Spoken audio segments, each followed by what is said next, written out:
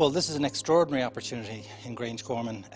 The site has been closed off for almost about 200 years, and for many people, they don't know where it exists. Where is it? You know, it's in the centre of the city, and it's actually in the centre of the historical core of the city. Most cities, of course, are growing out further and further, but this is extraordinary because the city is going to grow within. It's opening up something that's hidden, and this is extraordinary, I think, in Europe and in a medieval city like Dublin, to have this, 70, 80 acres right in the centre of the city. The area around Grangegorman too has been kind of closed off, and that's because of the physical nature of the walled enclosure. And all of that area now will be revitalised by the sheer size of this project and the energy of the project. When we first looked at the site, we saw this incredibly bucolic landscape, a kind of garden within the city, and said, let's try to keep as much of that as possible. The main spine runs through the project, starting with King's Inn and coming right through the site, and we're actually calling that St. Brendan's Way as a connection to the history of the site and association. And along that spine will be various things. Coming here as the main entry at the Broadstone, the Lewis stop here, coming through the Broadstone, the arts buildings right here, the student centre here, and as we're coming through, architecture, engineering, business at the top, tourism and central library. In the past, things have been separated. We've always tried to separate functions, separate primary school and education at the higher level and healthcare, and I think it's part of modernism to separate things. But what's richer today, I think, is to connect everything. As you're coming through here, all of the life, HSE as part of the health campus, part of connecting. These are new facilities for the existing residents on the site, a new state-of-the-art treatment centre here, and this is the primary care and future housing. There'll be a primary school here. There's also going to be their administration HSE facilities down here. This, I think, is going to do the opposite to what it was in the previous life. It's, instead of a closed off space, it's going to be incredibly open. A large portion of the site are outdoor spaces and playing fields, and we had this concept of an open hand originally, which was the shape of your hand coming down here, the sports fields being the palm of your hand and actual fingers reaching out. We want to do two things. One is to reach out and the other is to reach in.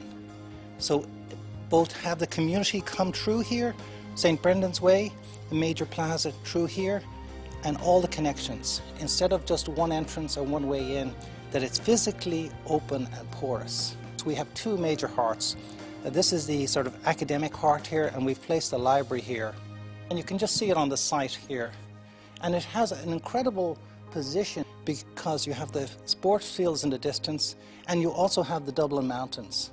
And actually, because Dublin is so built up, and it's generally a 4- or 5-story city, you never get the sense when you're in the city that the Dublin Mountains are so close, or the skyline of the city. And the position of the site, it's raised up because of the air and the quality of the air for the treatment of patients here.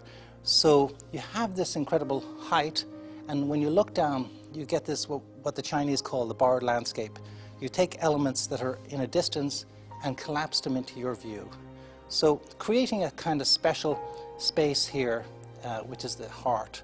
The other heart here is right at the entry from the Lewis drop-off here, the Broadstone, and coming through here. This will be this sort of social heart with the arts and performing arts and theatres, and a lot of retail here as you come through. Student housing. Traditionally on campuses, student housing has always been put to one side, a series of quadrangles. And in the evening time, the life is just at the student housing. The concept here is to do the opposite, is to weave the student housing all the way through the site on that curvilinear element here that has views of the sports and creates a whole line here. And so you'll have life all along along the spine, and we're calling that spine the serpentine spine. And below here we have access to all the sports facilities, swimming pool, a gym, and all the amenities under here, changing rooms connected to the sports. We've tried to preserve nearly all of the historical buildings on the site. There are about 13 existing buildings, from the bell tower to two churches, the upper house and lower house, and each of those buildings are going to be envisaged in a new way. The functions here will relate to the library, or relating here to the functions of the square. So it's all part of the history. And I think that it's important, I think, to celebrate human history, our time here, as part of this, not to erase or clean out or sterilize or scrape the site. It's important that people have lived here, been treated here for hundreds of years, and that's part of the history. We're going to have a special area in here called a cultural garden, and it's not a memorial, but it's about the history of the place. And when foreigners come to Dublin, that's what they're struck by, is this combination of old and new.